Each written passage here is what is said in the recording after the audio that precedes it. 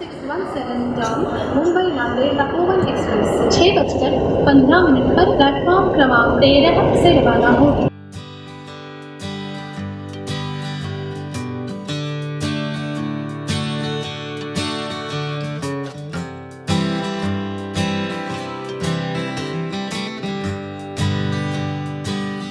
মুম্বাইকে সাধারণত স্বপ্নের নগরী বলা হয়, যেখানে এদের স্বপ্ন তৈরি হয় আর নাহলে স্বপ্ন ভেঙে যায়।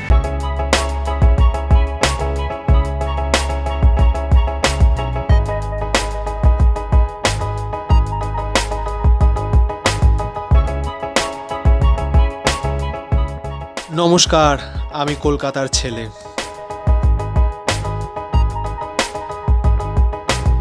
এবং সেইখানেই আমরা ফাইনালি এখন পদার্পণ করতে চলেছি। মুম্বাই মধ্যে आपले स्वागत आहे। গুড মর্নিং, নমস্কার, আমি কলকাতার ছেলে। Welcome back to my channel, welcome back to অনাদার blog.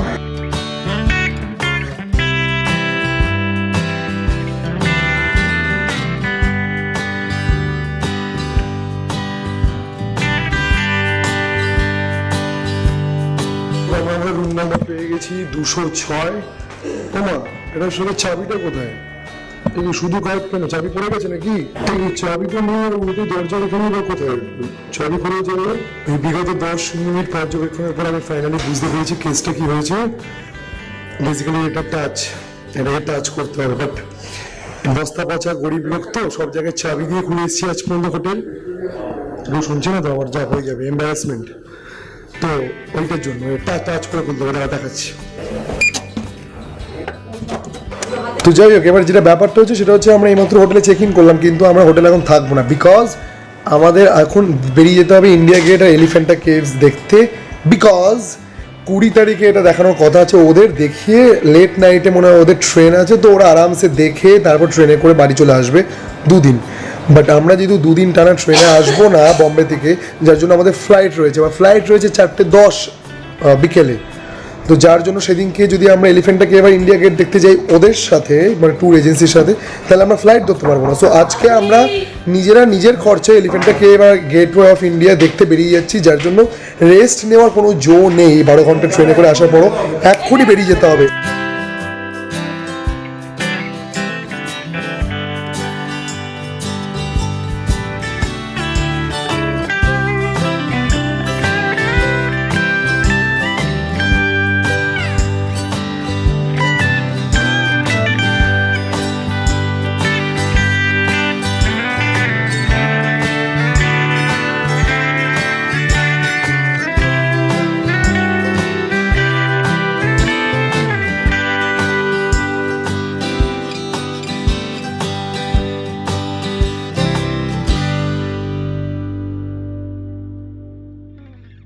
তো আমরা এখন চলে এসেছি গেটওয়ে অফ ইন্ডিয়ার সামনে। এখানে কাতারে কাতারে মানুষের ভিড় 12 মাস চলতে থাকে, কোনো সময় থামে না।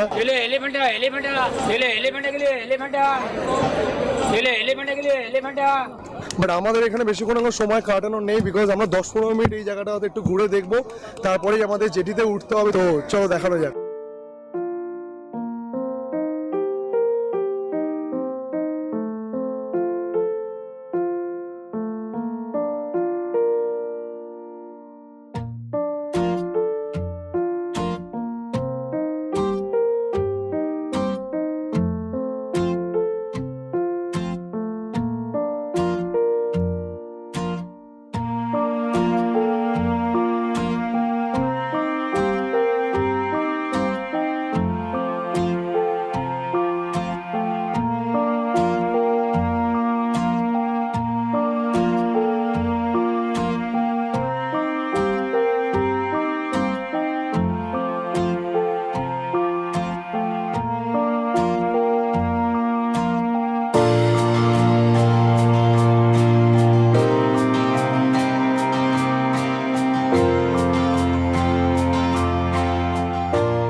তো যাই হোক, আমরা ফাইনালি নেমে গেছি।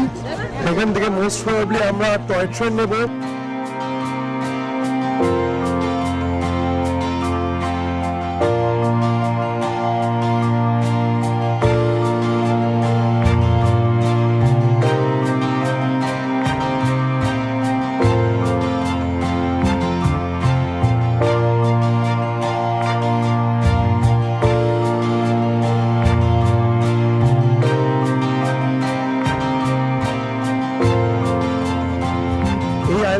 হচ্ছে এলিফ্যান্টা আইল্যান্ড। বেসিক্যালি যখন পর্তুগিজরা এখানে এসেছিল আইল্যান্ডে, তখন এখানে এলিফ্যান্টের বেশ কয়েকটা খোদাই কেভের মধ্যে দেখতে পেয়েছিল, সেখান থেকে এলিফ্যান্টা নাম ছিল, যেখান থেকে এটা turn to Elephanta. Also, it is UNESCO heritage site as well.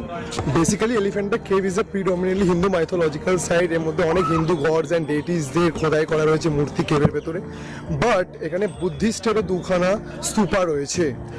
তো এটা যথেষ্ট বিতর্কের একটি প্রশ্ন যে এখানে হিন্দু না বুদ্ধিস্ট কে আগে এসেছিল, এবং অনেক স্কলাররা অনেক তর্ক করে এখনো পর্যন্ত শিওর না, বাট 5th থেকে 8th সেঞ্চুরি মাঝখানে এই জায়গাটাতে হিউম্যান সিভিলাইজেশন ইনভেশন হয় বলে জানা যায়। বেসিক্যালি যখন পর্তুগিজরা এখানে ইনভেট করেছিল, তারপর এখানে বেসিক্যালি একটা মিলিটারি বেস বানানো হয়, যার জন্য যেটা হয় সেটা হচ্ছে প্রচুর ক্ষয়ক্ষতি হয়ে যায় বিভিন্ন মূর্তির বা ভেতরে যা যা রয়েছে কেভের। আর সারাক্ষণ ক্যামেরার দিকে তাকিয়ে কথা বলাও সম্ভব না, বিকজ সামনে প্রচণ্ড ভিড়, যার জন্য লোক দেখে যেতে হচ্ছে, পেছন দিয়ে গরু চলে যাচ্ছে গুতিয়ে। এনিওয়েজ, তো 1909 সালে ব্রিটিশ ইন্ডিয়া প্রথমবার রিস্টোরেশনের কাজের দায়িত্ব নেয়। তারপর থেকে কেভটা এখন as of now archaeological survey of India আন্ডারে রয়েছে। অনেকটা রিস্টোর হয়ে গেছে, বাট প্রচুর ক্ষয়ক্ষতি এখনও হয়ে রয়েছে। তো এই কেভ কবে তৈরি হয়েছে সেই নিয়ে অনেক তর্ক বিতর্ক আছে। প্রচুর স্কলাররা বলেছে 3rd সেঞ্চুরিতে, প্রচুর জন বলেছে 4th, but as a round of হিসাবে 5th থেকে 8th সেঞ্চুরির মধ্যে তৈরি হয়েছে। এবার এক্স্যাক্ট নাম্বার বলা সম্ভব নয়। আমার আশেপাশে দেখা যাচ্ছে দুদিকে পুরো সারি সারি করে মার্কেটস রয়েছে। এখন প্রচুর জায়গাটা আরও বেশি করে মার্কেটস অ্যান্ড অল, তারপর টয় ট্রেনের ইনক্লুশন হয়েছে। আগে এত কিছু ছিল না 30 বছর আগে যখন বাবা মা এসেছে। হ্যাঁ, এই দেখো মা অলরেডি নিচে বসে গেছে। আসলে এটা তাদেরও ভুল নয়, তার কারণ হচ্ছে এখানে অনেকটা উঁচু উঁচু ধাপগুলো সিঁড়ি, অনেক বড় বড় সিঁড়ি। আমি নিজেও রীতিমতো হাঁপাচ্ছি।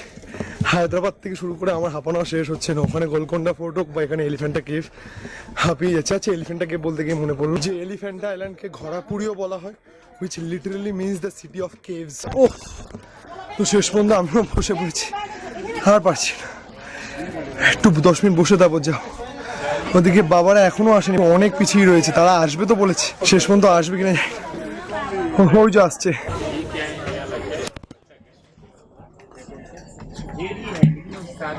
যে বাঁদরগুলো একটু আগে একটি মেয়ের কোলে উঠে জলের বোতল নিয়ে চলে গেল, তাই আমি আর ব্লগ করার রিস্ক নেব না, হাত থেকে ক্যামেরা নিয়ে চলে যেতে পারে। আমি বরঞ্চ কেভটা দেখাই।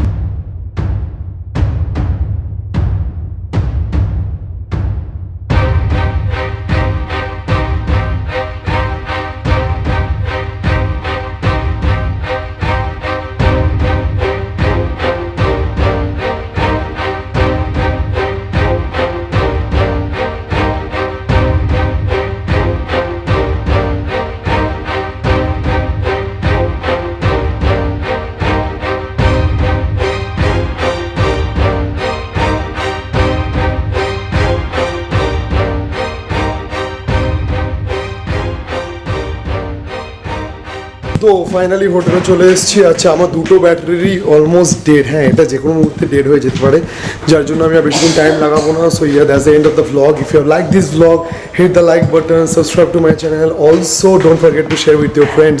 Tata, bye, good night. Battery